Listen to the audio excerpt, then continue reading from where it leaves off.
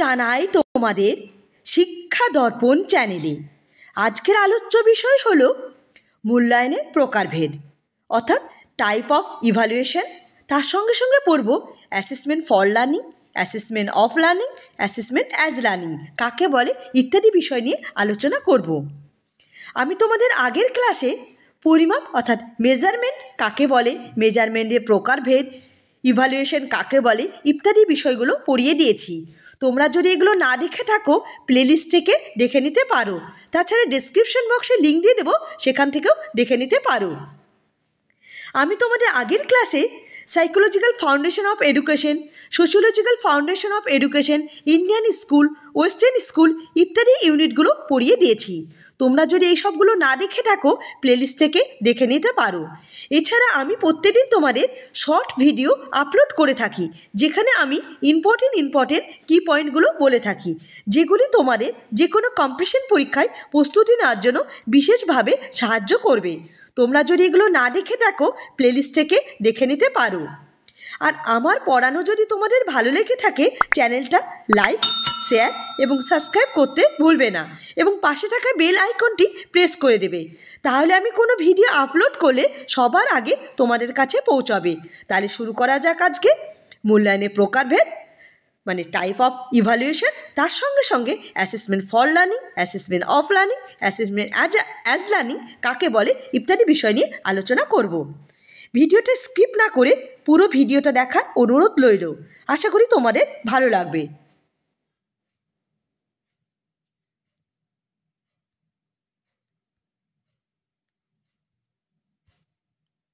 মূল্যায়ন মানে ইভ্যালুয়েশন। মূল্যায়নের ধারণা।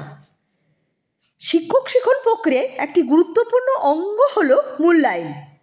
শিক্ষণ প্রক্রিয়ার কার্যকারিতা নিরূপণ, শিক্ষণ কৌশল নির্বাচন এবং শিক্ষণ দক্ষতা যথাযথতা নির্ধারণে মূল্যায়নকে ব্যবহার করা হয়ে থাকে। এছাড়া শিক্ষণের উদ্দেশ্যগুলি সঠিকভাবে নির্ধারণে, শিক্ষণ অভিজ্ঞতাগুলি সংগঠন এবং শিক্ষণে শিক্ষার্থীদের দক্ষতার পারদর্শিতা পরিমাপে মূল্যায়নকে ব্যবহার করা হয়। শিক্ষক শিক্ষণ প্রক্রিয়া লক্ষ্যমাত্রা নির্ণয়, পাঠ্যক্রম ও শিক্ষণ উপকরণ প্রয়োজনীয়তা, শিক্ষণ প্রক্রিয়ার যথার্থ নির্ণয় একটি গুরুত্বপূর্ণ ভূমিকা পালন করা হয়। তাহলে মূল্যায়ন কি? মূল্যায়ন মানে হলো জাজমেন্ট, মানে শিক্ষার্থী কতটা দক্ষতা অর্জন করেছে তার নিরূপণের জন্য মূল্যায়ন করা হয়ে থাকে। তাছাড়া শিক্ষার উদ্দেশ্যগুলি কিভাবে সফলতা লাভ করেছে তার নিরূপণের জন্য, বা শিক্ষার লক্ষ্য শিক্ষার্থী কতটা অগ্রসর হয়েছে তা যাচাই করার জন্য, বা শিক্ষার্থী মানে শিক্ষণ প্রক্রিয়া কতটা কার্যকর হয়েছে, বা শিক্ষণ প্রক্রিয়ায় ভুল ত্রুটিকে নির্মাণের জন্য আমরা মূল্যায়ন করে থাকি বা ইভ্যালুয়েশন করে থাকি। আশা করি বোঝা গেল। এবার আমরা পড়ে নিই মূল্যায়নের প্রকারভেদ। মূল্যায়নকে কয় ভাগে ভাগ করা হয়? আমরা তোমাদের আগের ক্লাসে মেজারমেন্ট মানে পরিমাপের প্রকারভেদ পড়িয়ে দিয়েছি। আজকে আমরা পড়ব মূল্যায়নের প্রকারভেদ। মূল্যায়নকে সাধারণত 4 ভাগে ভাগ করা যায়। Placement evaluation, formative evaluation, diagnostic evaluation and সাবমেটিভ evaluation. মানে কি? স্থান নির্ণয়ক মূল্যায়ন, প্রস্তুতির মূল্যায়ন, দুর্বলতা নির্ণয়ক মূল্যায়ন অ্যান্ড অন্তিমকালীন মূল্যায়ন। তোমরা এটা খুব ভালো করে মনে রাখবে, কারণ পরীক্ষাতে মূল্যায়ন মানে ইভ্যালুয়েশন কাকে প্রকারভেদটা, তাছাড়া মেজারমেন্টের প্রকারভেদ এগুলো খুব পড়ে থাকে। মূল্যায়নের প্রকারভেদ খুবই ইম্পর্টেন্ট। তাহলে এবার আমরা প্রত্যেকটা আলাদা আলাদা করে একটু পড়ে নিই। প্রথমে দেখো লেখা আছে প্লেসমেন্ট ইভ্যালুয়েশন মানে স্থান নির্ণয় মূল্যায়ন। দেখে নিই স্থান নির্ণয় মূল্যায়ন কাকে বলে। এই ধরনের মূল্যায়নকে অন্তর্ভুক্তিকালীন আর্লি পয়েন্ট ইভ্যালুয়েশন মূল্যায়ন বলা হয়। এই মূল্যায়নের মাধ্যমে একটি শিক্ষার্থীর অন্তর্ভুক্তিকালীন আচরণকে পরিমাপ করা হয়। কোনো একটি নির্দিষ্ট কোর্স শুরু করার পূর্বে শিক্ষার্থীদের অভ্যন্তরীণ কারণ ক্ষমতাগুলি সঠিকভাবে যাচাই করার জন্য এই ধরনের মূল্যায়ন কৌশল ব্যবহার হয়। তাহলে কি হলো প্লেসমেন্ট ইভ্যালুয়েশন? কি প্লেসমেন্ট ইভ্যালুয়েশন হলো যেমন কোনো ছাত্রছাত্রী কোনো ক্লাসে ভর্তি হওয়ার আগে বা কোনো স্কুলে ভর্তি হওয়ার আগে বা কোনো কলেজে ভর্তি হওয়ার আগে তাদের একটা টেস্ট নেওয়া যায়। টেস্টটা কেন নেওয়া হয়? টেস্টটা নেওয়ার মানে হলো টেস্টটা নিয়ে দেখা যায় সেই ছাত্রছাত্রী তার কতটা দক্ষতা আছে, সেই ক্লাসে অ্যাডমিশন নেবে সে কতটা মানে শিখেছে, তার জন্য একটা টেস্ট নেওয়া যায়। এই যে টেস্ট না হয় মানে কোনো ক্লাসে ভর্তি হওয়ার মানে কোনো স্কুল বা কোনো কলেজে ভর্তি হওয়ার আগে যে টেস্ট নেওয়া যায় এই টেস্টটাকেই বলা হয় প্লেসমেন্ট ইভ্যালুয়েশন বা স্থানকালিক নির্ণয়। তাছাড়া আমরা কোনো কম্পিটিশন পরীক্ষা মানে কোনো পরীক্ষা হলে অনেক সময় দেখো টেট পরীক্ষা যে টেস্টটা না হয় বা সেট পরীক্ষা বা নেট পরীক্ষা, এই যে টেস্টগুলো না হয় এটাকে বলা হয় প্লেসমেন্ট ইভ্যালুয়েশন। নেট পরীক্ষা টেস্ট না হয় কেন? নেট পরীক্ষা টেস্ট না হয় তো রিসার্চ করার যোগ্যতা আছে কিনা বা করতে পারবি সেই জন্য একটা নেট পরীক্ষা না হয় বা সেট পরীক্ষা না হয়। তাছাড়া স্কুল লেভেলে কোনো পরীক্ষা দেওয়ার জন্য ইন্টারভিউর আগে একটা টেট পরীক্ষা না হয়। এগুলো পরীক্ষা কেন না হয়? পরীক্ষা না হয় প্লেসমেন্ট ইভ্যালুয়েশন, এটাকে বলা হয় প্লেসমেন্ট ইভ্যালুয়েশন। এর মাধ্যমে বোঝা যায় সেই ছাত্র বা ছাত্রীর যোগ্যতা আছে কিনা সেই বিষয়ে মানে অ্যাডমিশন না বা কোনো সেই বিষয়ে মানে করার দক্ষতা আছে কিনা তা দেখার জন্য স্থানকালীন মূল্যায়ন বা প্লেসমেন্ট ইভ্যালুয়েশন করা হয়। এই ধরনের মূল্যায়নের জন্য ব্যবহৃত অভিক্ষাগুলি হলো মানে এই সমস্ত যে প্লেসমেন্ট ইভ্যালুয়েশন করা হয় তার জন্য যে সমস্ত অভিক্ষাগুলো করা হয় সেগুলি হলো তৎকালীন অভিক্ষা, উদ্ভাবনমূলক অভিক্ষা, পর্যবেক্ষণমূলক কৌশল। তাহলে আমরা কী জানতে পারলাম? এর জন্য কী পরীক্ষা হয়? রেডিনেস টেস্ট মানে রেডি করা মানে প্রস্তুতি হওয়ার জন্য একটা টেস্ট, এটা হলো তৎকালীন অভিক্ষা করা বা উদ্ভাবনমূলক অভিক্ষা করা বা পর্যবেক্ষণমূলক কৌশল মানে অবজারভেশন টেকনিক। এসবের অভিক্ষার মাধ্যমে সেই ছাত্রছাত্রী সেই বিষয়ে মানে দক্ষতা আছে কি তার জন্য এই অভিক্ষাগুলো করা হয়। এই যে কোনো ক্লাসে অ্যাডমিশনের জন্য বা কোনো মানে কোনো কম্পিটিশন পরীক্ষা মানে করার জন্য মানে কেউ যদি নেট পরীক্ষা করার পর সে রিসার্চ করে। নেট পরীক্ষাটা কেন হয়? সে তার দক্ষতা আছে রিসার্চ করার জন্য, যার দক্ষতা আছে কিনা তার জন্য সেই পরীক্ষাটা না হয়। এটাকে বলা হয় প্লেসমেন্ট ইভ্যালুয়েশন। আশা করি বোঝা গেল প্লেসমেন্ট ইভ্যালুয়েশন কাকে বলে। এরপরে দেখে নি কি আছে। এর ফর্মেটিভ ইভ্যালুয়েশন মানে প্রস্তুতকালীন মূল্যায়ন কি জিনিস? শিক্ষক শিক্ষণ প্রক্রিয়া চলাকালীন শিক্ষার্থীদের বিষয়গত অগ্রগতি বিচার করার জন্য এই ধরনের মূল্যায়ন করা হয়। তাকে বলা হয় প্রস্তুতকালীন মূল্যায়ন বা ফর্মেটিভ ইভ্যালুয়েশন। অর্থাৎ সাধারণভাবে বলা যায় যে কোনো কর্ম চলাকালীন ওই কর্মের উৎকর্ষতা ও অগ্রগতি প্রত্যাশিত অনুযায়ী হচ্ছে কিনা তা বিচার করার জন্য এই ধরনের মূল্যায়ন করা হয়ে থাকে। তাকে বলে প্রস্তুতকালীন মূল্যায়ন বা গঠনমূলক মূল্যায়ন বলা হয়। তাহলে গঠনগত মূল্যায়ন কি? যখন কোনো ক্লাস হচ্ছে, ধরে নাও একটা ক্লাসের মধ্যে একটা ইউনিট কমপ্লিট হয়ে গেলো, একটা ইউনিট কমপ্লিট হওয়ার পর তারপর টেস্ট না হয়। টেস্টটা কেন না হয়? টেস্টটা না হয় দেখা যায় সেই ইউনিটটা ঠিক করে ছাত্রছাত্রী বুঝেছে কি বা তাদের কোনো অসুবিধা আছে কিনা সেসব জানানে মানে ক্লাস চলাকালীন যে ইউনিট পরীক্ষা হয় বা ক্লাসে 7 দিন ক্লাসের মধ্যে মনে করো 2 দিন 3-4 দিন ক্লাস নিল, তারপর একটা টেস্ট নিল মানে একটু কিছুটা পড়িয়ে দিল, তারপর টেস্ট নিল, সেটা বুঝেছে কিনা, তার দক্ষতা আছে মানে সেই জিনিসটা কোনো অসুবিধা হচ্ছে কিনা এই সমস্ত দেখার জন্য যে অভিক্ষা বা টেস্ট না হয় তাকে বলা হয় প্রস্তুতকালীন মূল্যায়ন বা ফর্মেটিভ ইভ্যালুয়েশন। ফর্মেটিভ ইভ্যালুয়েশনের বৈশিষ্ট্যগুলো দিয়ে দেখে নিই।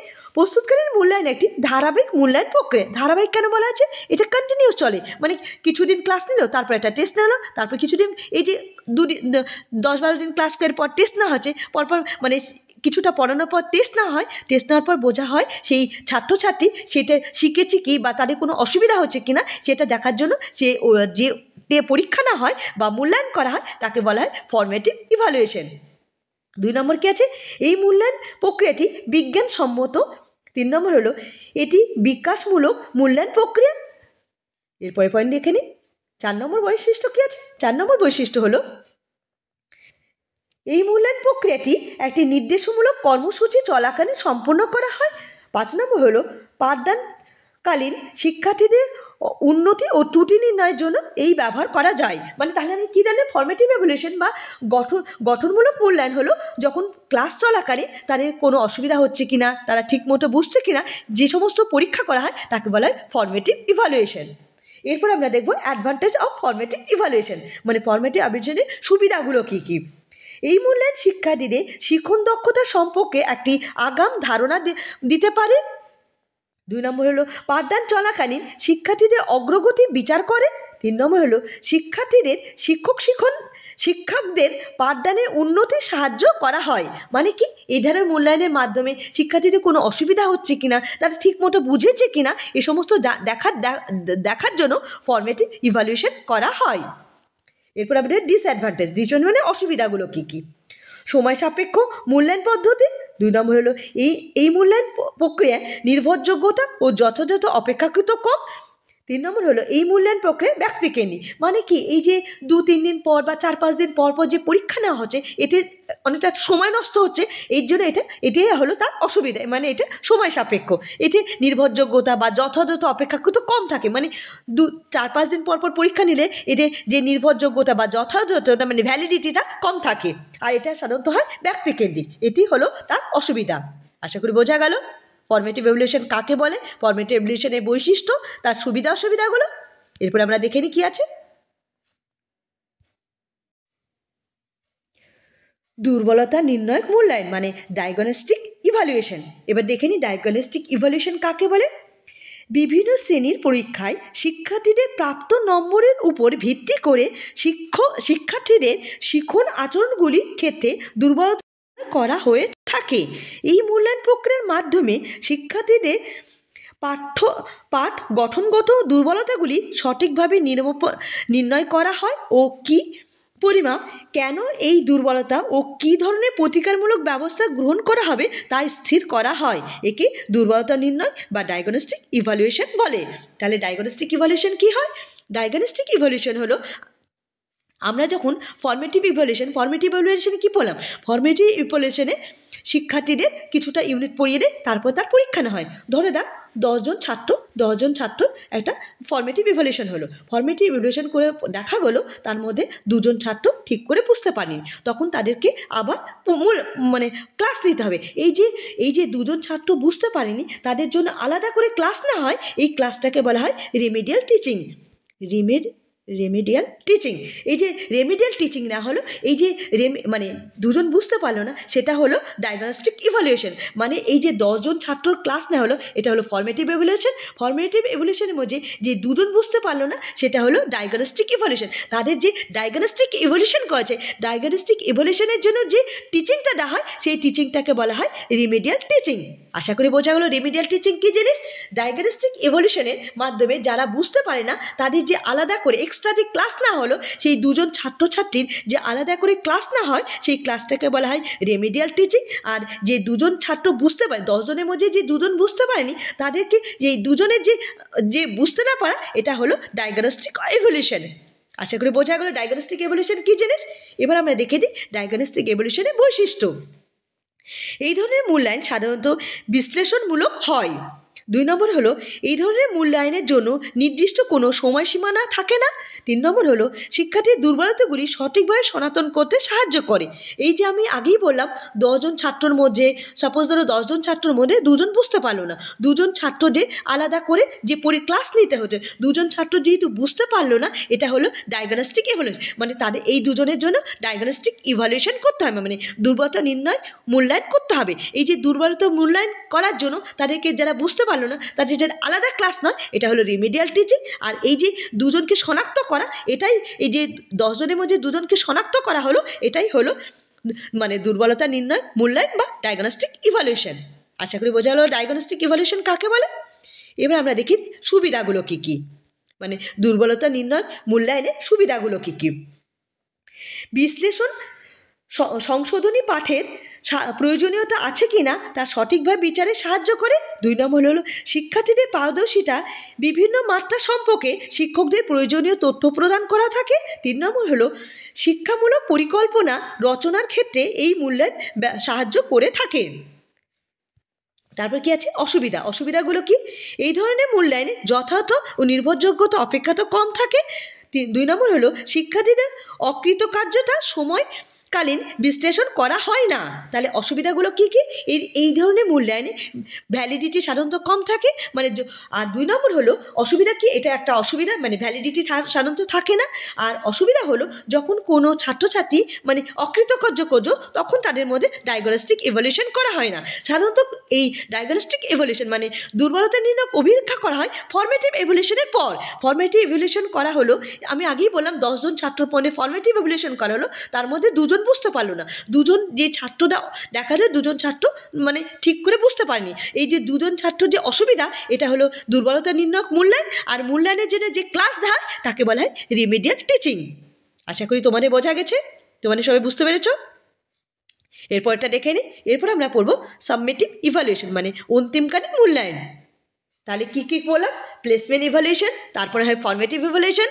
মানে প্লেসমেন্ট হলো কোনো ক্লাসে এন্ট্রি করার জন্য বা কোনো স্কুলে মানে অ্যাডমিশনের জন্য যে অভিক্ষা মানে মূল্যায়ন করা হয় তার হলো প্লেসমেন্ট ইভ্যালুয়েশন। তারপর ফর্মেটিভ ইভ্যালুয়েশন হয়, ফর্মেটিভ ইভ্যালুয়েশনের পর ডায়াগনস্টিক ইভ্যালুয়েশন করা হয়, ডায়াগনস্টিক ইভ্যালুয়েশনের পর সাবমিটিভ ইভ্যালুয়েশন, সাবমিটিভ ইভ্যালুয়েশন বা অন্তিমকালীন মূল্যায়ন। এবার আমরা দেখি অন্তিমকালীন মূল্যায়ন কাকে বলে। সাবমিটিভ ইভ্যালুয়েশন বা অন্তিমকালীন মূল্যায়ন কোনো নির্দিষ্ট সময়সীমার মধ্যে শিক্ষক শিক্ষণ প্রক্রিয়ার মাধ্যমে পূর্বে উল্লেখিত শিক্ষণ উদ্দেশ্যগুলি শিক্ষার্থী কী পরিমাপ অর্জন করতে পেরেছে তা বিচার করার জন্য এই ধরনের মূল্যায়ন করা হয়। তাকে বলা হয় অন্তিমকালীন মূল্যায়ন বা সাবমিটিভ ইভ্যালুয়েশন। অর্থাৎ সাধারণভাবে বলা যায় যে কোনো কর্মের শেষে ওই কর্মে প্রত্যাশিত শিক্ষণ সমর্থন কী পরিমাপ অর্জন করেছে তা যাচাই করার জন্য এই ধরনের মূল্যায়ন করা হয়, তাকে চূড়ান্ত মূল্যায়ন বলা হয়। তাই চূড়ান্ত মূল্যায়ন কি? সমগ্র ক্লাসের শেষে একটা নির্দিষ্ট পরীক্ষা হয়, এটা চূড়ান্ত পরীক্ষা হয়। সেই ক্লাসের মধ্যে সে কতটা শিখেছে, সে কতটা দক্ষতা অর্জন করেছে তার জন্য একটা চূড়ান্ত মূল্যায়ন করা হয়। এই মূল্যায়নটাকে বলা হয় সাবমিটিভ ইভ্যালুয়েশন। যখন ক্লাসের মধ্যে ছোটো ছোটো ইউনিটে ক্লাস নেয়, পরীক্ষা না হয়, সেটাকে হলো ফর্মেটিভ ইভ্যালুয়েশন। কিন্তু সমগ্র ক্লাস শেষে একটা ওভারঅল যে পরীক্ষাটা না হয় সেটাকে বলা হয় সাবমিটিভ ইভ্যালুয়েশন। এবারে আমরা দেখে নিই এর বৈশিষ্ট্যগুলো কী কী, মানে অন্তিমকালীন মূল্যায়নের যে বৈশিষ্ট্যগুলো আছে সেগুলো কী কী। এই মূল্যায়ন শিক্ষার্থীদের শিখন অভিজ্ঞতা বিশ্লেষণের উপর গুরুত্ব দেওয়া হয়, এটি বিচারমূলক প্রক্রিয়া মূল্যায়ন প্রক্রিয়া। আর 3 নম্বর হলো এই মূল্যায়ন পদ্ধতি বর্ণনামূলক বিশ্লেষণ করা হয়। যেহেতু একটা সমগ্র ক্লাসের শেষে একটা পরীক্ষা হচ্ছে, এই জন্য এটি অভিজ্ঞতা বিশ্লেষণের উপর গুরুত্ব দেয়, সেই দক্ষতা মানে সে কতটা শিখেছে তার অভিজ্ঞতার উপর গুরুত্ব আরোপ করে। আর সাবমিটিভ ইভ্যালুয়েশন হলো একটি বিচারমূলক মূল্যায়ন প্রক্রিয়া, আর এই মূল্যায়ন প্রক্রিয়া বর্ণনামূলক বিশ্লেষণের উপর গুরুত্ব প্রদান করা হয়। এরপরে আমরা দেখে নিই অন্তিমকালীন মূল্যায়নে যে সমস্ত সুবিধা অসুবিধাগুলো আছে সেগুলো একটু দেখে নিই। সুবিধার মধ্যে কি আছে দেখো, প্রথমে লেখা আছে এই মূল্যায়নে সময় ও অর্থ কম খরচ হয়, এটা একটা বড় সুবিধা। 2 নম্বর হলো সঠিক সময়ের মধ্যে সমগ্র পাঠ্যক্রম শেষ করা হয়। 3 নম্বর হলো এই মূল্যায়নের মাধ্যমে পাঠ্যক্রমের ত্রুটি, শিক্ষার্থীদের দুর্বলতা, শিক্ষণের গঠনগত সমস্যা ইত্যাদি সম্পর্কে একসঙ্গে ধারণা পাওয়া যায়। তাহলে কি কি সুবিধা হলো অন্তিমকালীন মূল্যায়ন? অন্তিমকালীন মূল্যায়নের মাধ্যমে একটা নির্দিষ্ট সময়ের মধ্যে একটা সিলেবাসটাকে শেষ করতে হবে, একটা নির্দিষ্ট টাইমের মধ্যে শেষ করা একটা প্রবণতা থাকে। যেহেতু একটা নির্দিষ্ট সময়ের মধ্যে সিলেবাস শেষ করে তার পরীক্ষা নিতে হবে, অন্তিমকালীন পরীক্ষা হয়, সেই জন্য একটা নির্দিষ্ট সময়ের মধ্যে সমস্ত ইউনিট কমপ্লিট করতে হয়, একটা নির্দিষ্ট সময়ের মধ্যে পাঠ্যক্রম শেষ করতে হয়। এটা একটা সুবিধার দিক। তাছাড়া এই যারা মূল্যায়নের মাধ্যমে শিক্ষার্থীদের দুর্বলতা, তার শিখন, গঠনগত সমস্যা কী কী আছে সমস্ত দিকগুলো বিচার বিশ্লেষণ করা হয়। এটি হলো অন্তিমকালীন মূল্যায়নের সুবিধা। আর অসুবিধা কী কী?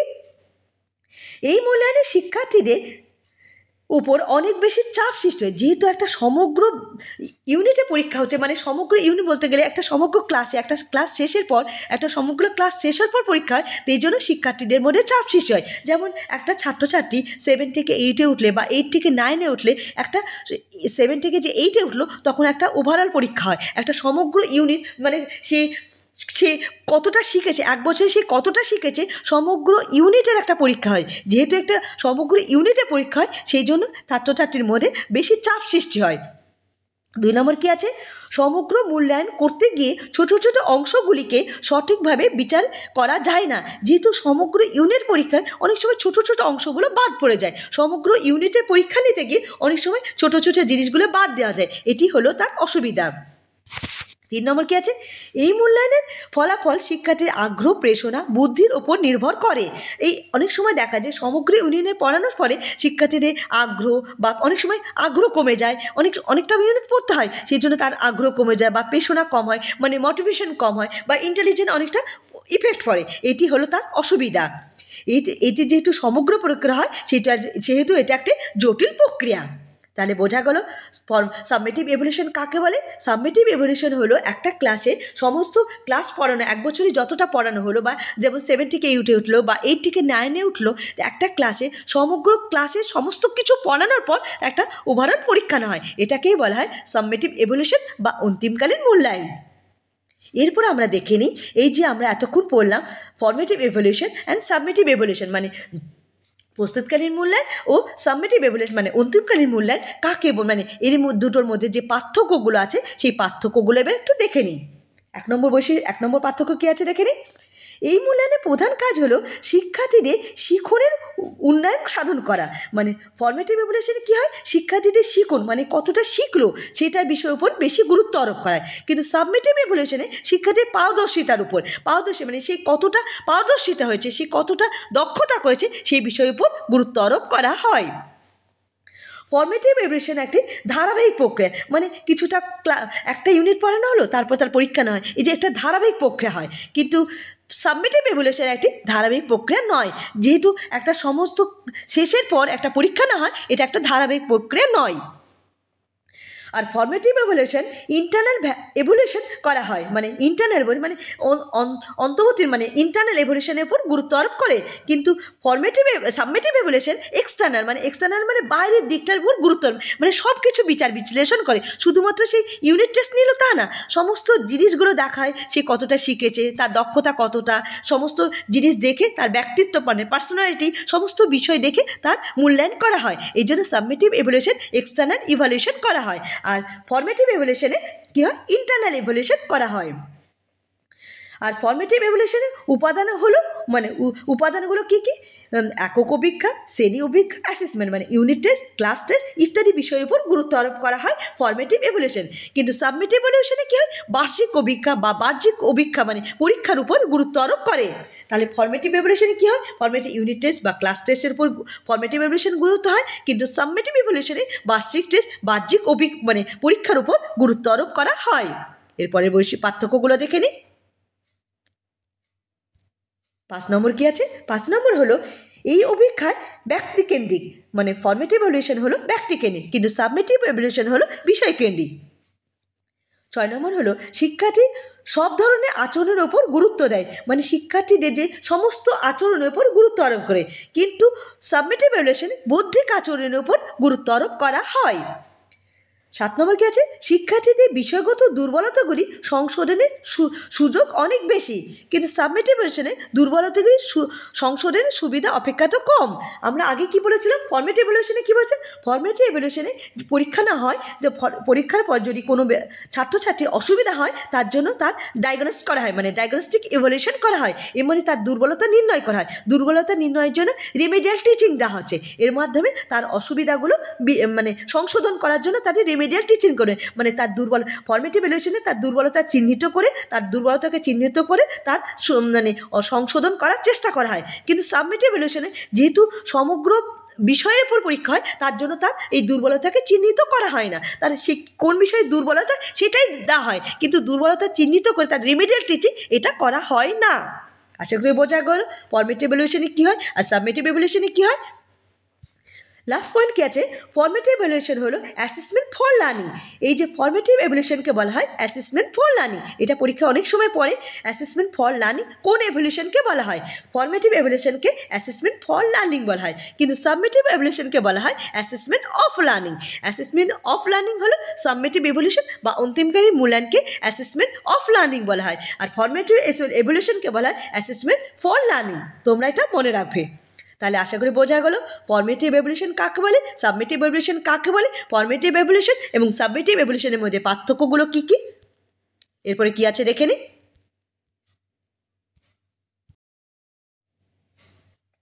এবার আমরা দেখব assessment of learning, assessment for learning আর assessment as learning. Assessment for learning কাকে বলে? কোনো স্টুডেন্ট কিছুটা শেখার আগে সে কতটা শিখেছে তা দেখার জন্য টেস্ট করাকে বলা হয় assessment for learning. Assessment for learning অনেকটা ফর্মেটিভ এভলিউশনের মতো। কোনো স্টুডেন্টকে কিছু শেখানোর পর তাকে টেস্ট না হয়, সেটা হলো অ্যাসেসমেন্ট ফর লার্নিং। আর অ্যাসেসমেন্ট অফ লার্নিং কি? শেখার পর শিক্ষক সে মূল্যায়ন করে, মানে কিছু পুরো ক্লাসের সব কিছু শেখানোর পর তার মূল্যায়ন করা হলো অ্যাসেসমেন্ট অফ লার্নিং। এটা হলো সাবমিটিভ এভলিউশনের মতো। আর অ্যাসেসমেন্ট অ্যাজ লার্নিং কী কী? কোনো শিক্ষার্থী যখন নিজের মূল্যায়ন করে, মানে সেলফ অ্যাসেসমেন্ট করে, তাকে বলা হয় অ্যাসেসমেন্ট অ্যাজ লার্নিং। মানে ওন রেসপন্সিবিলিটি বা পেয়ার অ্যাসেসমেন্ট বা সেলফ অ্যাসেসমেন্ট বা ফর্মাল ইনফর্মাল অ্যাসেসমেন্ট করা হয়, তাকে বলা হয় অ্যাসেসমেন্ট অ্যাজ লার্নিং। মানে কোনো শিক্ষার্থী যখন নিজের মূল্যায়ন করে বা তার সহপাঠীদের সঙ্গে যে মূল্যায়ন করে, তাকে বলা হয় অ্যাসেসমেন্ট অ্যাজ লার্নিং। তাহলে বোঝা গেল assessment for learning, assessment of learning and assessment as learning কাকে বলে। অ্যাসেসমেন্ট ফর লার্নিং অনেকটা ফর্মেটিভ এভলিউশনের মন। যখন কোনো ছাত্রছাত্রীদের মূল্যায়ন করা হয়, কিছুটা পড়িয়ে দিল দিয়ে মূল্যায়ন করলো, সেটা হলো assessment for learning. Assessment as learning, assessment of learning হলো বার্ষিক পরীক্ষা বা অ্যানুয়াল এক্সাম যেটা হয়, সেটা হলো অ্যাসেসমেন্ট অফ লার্নিং। আর অ্যাসেসমেন্ট অ্যাজ লার্নিং হলো যখন ছাত্রছাত্রী নিজের মূল্যায়ন করে, তাকে বলা হয় অ্যাসেসমেন্ট অ্যাজ লার্নিং। তাহলে আমাদের আজকে মূল্যায়ন শেষ হলো। তাহলে আমরা কী কী পড়লাম আজকে দেখে নিই একটু। মূল্যায়ন কাকে বলে? মূল্যায়নকে ভাগ করা হয়েছে, যে 4 ভাগে ভাগ করে, placement evaluation, formative evaluation, diagnostic evaluation আর সাবমিটিভ ইভালুয়েশন কাকে বলে? প্লেসমেন্ট ইভালুয়েশন কাকে বলে? যখন কোনো ক্লাসে বা কোনো ইউনিভার্সিটি বা কোনো কলেজে অ্যাডমিশন নেবে, তার আগে যে পরীক্ষাটা হয়, সেটা হলো প্লেসমেন্ট ইভালুয়েশন। তার সেই সমস্ত অভিক্ষাগুলো কী কী সেগুলো জানলাম। ফর্মেটিভ ইভালুয়েশন বা প্রস্তুতকালীন মূল্যায়ন হলো যখন ইউনিট টেস্ট বা ক্লাস টেস্ট না হয়, কাকে বলে সেগুলো জানলাম, তার সুবিধা অসুবিধাগুলো দেখলাম। এরপরে হলো ডায়াগনস্টিক ইভালুয়েশন, যখন তার অসুবিধা হয় তখন সেটা যে ফর্মেটিভ ইভালুয়েশনের পর্যায়ে যে অসুবিধাগুলো হয়, সেটাকে বলে ডায়াগনস্টিক ইভালুয়েশন। ডায়াগনস্টিক ইভালুয়েশনে যে অসুবিধা হলো, তাগুলো ক্লাস না হয়, সেটাকে বলে রেমিডিয়াল টিচিং। আর তারপরে বললাম কি সাবমিটিভ ইভালুয়েশন, মানে লাস্ট ইভালুয়েশন হলো সাবমিটিভ ইভালুয়েশন। সাবমিটিভ ইভালুয়েশন হলো বার্ষিক মূল্যায়ন বা চূড়ান্ত মূল্যায়ন বা অন্তিমকালীন মূল্যায়নকে বলা হয় সাবমিটিভ ইভালুয়েশন। যেমন অ্যানুয়াল এক্সামকে বলা হয় সাবমিটিভ ইভালুয়েশন। এগুলো তোমরা ভালো করে পড়বে, কারণ পরীক্ষাতে এখান থেকে খুব কোশ্চেন পড়ে। তো এছাড়া আমরা পড়লাম সাবমিটিভ ইভালুয়েশন, ফর্মেটিভ ইভালুয়েশনের মধ্যে পার্থক্য কী। আর তাছাড়া আমরা পড়লাম আজকে assessment of learning, assessment for learning. Assessment for learning হলো ফর্মেটিভ ইভালুয়েশনের মতো, অ্যাসেসমেন্ট অফ লার্নিং হলো সাবমিটিভ ইভালুয়েশনের মতো, আর অ্যাসেসমেন্ট অ্যাজ লার্নিং হলো স্টুডেন্ট যখন নিজের মূল্যায়ন করে, তাকে অ্যাসেসমেন্ট অ্যাজ লার্নিং বলে। তোমাদের যদি কোনো জিনিস বুঝতে অসুবিধা হয়, আমাকে মেসেজ করবে, আমি তার উত্তর দেব। আর আমার ক্লাস কেমন লাগলো তোমরা মেসেজ করে বলবে। আর আমার ক্লাস যদি তোমাদের ভালো লেগে থাকে, চ্যানেলটা লাইক, শেয়ার এবং সাবস্ক্রাইব করতে ভুলবে না। ধন্যবাদ।